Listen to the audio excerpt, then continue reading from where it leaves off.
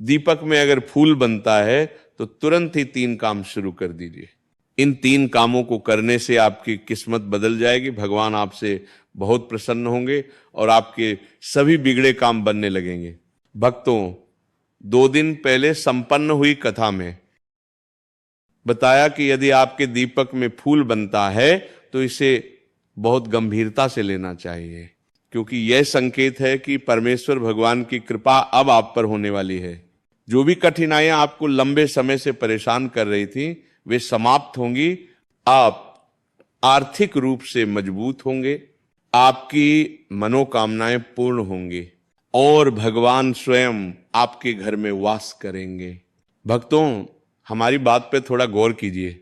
दीपक में फूल कब बनता है और क्यों बनता है? देखिए, जब भगवान आपको कोई संकेत देते हैं, खास तौर पर आपकी पूजा स्वीकार होने के समय, तब दीपक में फूल बनते हैं। वैसे तो भगवान कई प्रकार से संकेत देते हैं, कुछ संकेत हम समझ पाते हैं और कुछ नहीं भी समझ पाते। जैसे कभी सपने में भगवान दर्शन दे देते हैं, कभी पूजा करते समय फूल अपने आप गिर जाता है, कभी बार बार भगवान के दर्शन होने लगते हैं, या फिर ऐसा लगता है मानो भगवान की मूर्ति आपको देखकर मुस्कुरा रही हो। भक्तों, ये सभी संकेत बताते हैं कि आपकी मनोकामना पूर्ण होने वाली है। लेकिन दीपक में फूल बनना एक विशेष संकेत है। यह संकेत सभी को नहीं मिलता, ये केवल उन्हें मिलता है जो भगवान के पक्के साधक होते हैं या जो भगवान के अत्यंत प्रिय होते हैं। ये फूल रोज नहीं बनता, कभी कभार ही बनता है। कई लोग सोचते हैं कि अगर ये भगवान का संकेत है तो रोज बनेगा, ऐसा नहीं है। यदि एक बार भी आपके दीपक में फूल बना है तो समझ लीजिए भगवान आपसे प्रसन्न है। खास तौर पर यह फूल साधना काल में, नवरात्रि में, पितृपक्ष में अधिक दिखाई देता है। ये फूल गोल बाती में भी बनता है और लंबी बाती में भी। कई लोग सोचते हैं कि लंबी बाती में फूल नहीं बनता, ये धारणा गलत है। अब एक और महत्वपूर्ण बात, ये फूल कभी गुलाब जैसा, कभी कमल जैसा, कभी नेत्रों जैसा, कभी चित्र, कभी सूर्य या चंद्र जैसी आकृति में दिखाई देता है। कभी कभी आपको खड्ग या तलवार जैसी आकृति भी दिख सकती है। भक्तों, ये अलग अलग आकृतियां अलग अलग देवताओं के संकेत होती हैं। जैसे यदि पुष्प की आकृति बनती है तो यह माता रानी की कृपा का संकेत है। यदि खड्ग या तलवार दिखाई दे तो यह माता काली की उपासना का फल है। महाराज बताते हैं कि दीपक में फूल इसलिए महत्वपूर्ण होता है क्योंकि आपकी पूजा से प्रसन्न होकर भगवान स्वयं आपके घर आते हैं और दीपक के माध्यम से संकेत देते हैं। यदि दीपक तेज गति से जलता है तो भी यह प्रसन्नता का संकेत है, लेकिन दीपक में फूल बनना सबसे बड़ा संकेत माना गया है।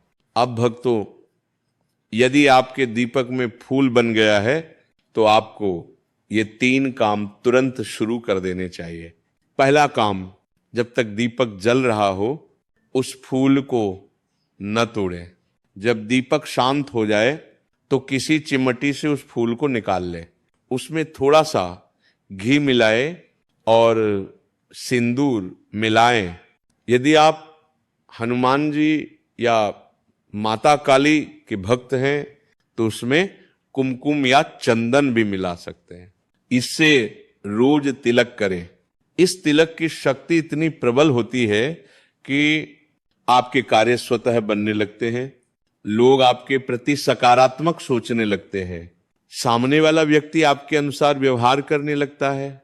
जैसे सूर्य का तेज होता है वैसे ही इस तिलक से आपके चेहरे से सकारात्मक ऊर्जा निकलती है। यदि तिलक न कर सके तो इसे कान के पीछे या गर्दन के पीछे लगा लें। यदि नौकरी नहीं लग रही तो नौकरी लगने के योग बनते हैं। जिस समस्या का कोई समाधान नहीं दिखता उसका समाधान मिलने लगता है।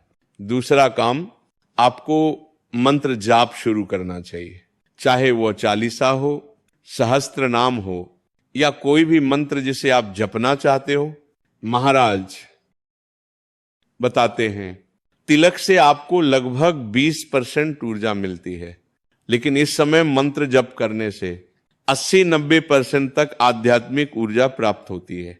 मंत्र जप से जो फूल आपको पहले धुंधला दिखता था वह अब स्पष्ट अनुभव में बदलने लगता है। आप भगवान की उपस्थिति को महसूस करने लगते हैं। तीसरा काम, आपको भगवान को भोग अर्पित करना चाहिए। भक्तों, सभी योनियां, देव योनि, मनुष्य योनि, जीव योनि, सब भोग से ही तृप्त होती है। आप भोग में मिष्ठान, 2 लौंग बतासे या सबसे उत्तम पहली रोटी में थोड़ा सा गुड़ मिलाकर भगवान को अर्पित करें। 15-20 मिनट बाद उसे पूरे घर में बांट दें। भोग अर्पण करते समय आंखें बंद करें और भगवान का आवाहन करें ताकि वे भोग स्वीकार करें। इन 3 उपायों से भगवान स्थायी रूप से आपके घर में वास करते हैं और हर प्रकार की विपत्ति का नाश करते हैं। भगवान की कृपा के 8 लक्षण महाराज बताते हैं। शांति और क्षमा, घोर अपमान के बाद भी मन शांत रहना हरि कृपा का संकेत है। दोष दर्शन से दूर रहना, दूसरों की बुराइयों की बजाय अच्छाइयां दिखने लगे। भीतरी और बाहरी पवित्रता, मन, वाणी और कर्म में शुद्धता, धर्म विरोधी कर्मों से दूरी, भक्ति में बाधक कार्यों से स्वतः विरक्ति, भजन का फल सबको अर्पित करना, अपने भजन का लाभ सबके लिए चाहना, भजन से भी कुछ न मांगना, निष्काम भक्ति की भावना, मान सम्मान से असक्त रहना, विनम्रता और सरलता, करुणा पर ममता नहीं, सब पर दया पर मोह से मुक्त। भक्तों, यदि ये लक्षण आपके जीवन में प्रकट हो रहे हैं तो समझ लीजिए प्रभु की कृपा आप पर बनी हुई है। जय श्री राम। हरि कृपा सदा बनी रहे।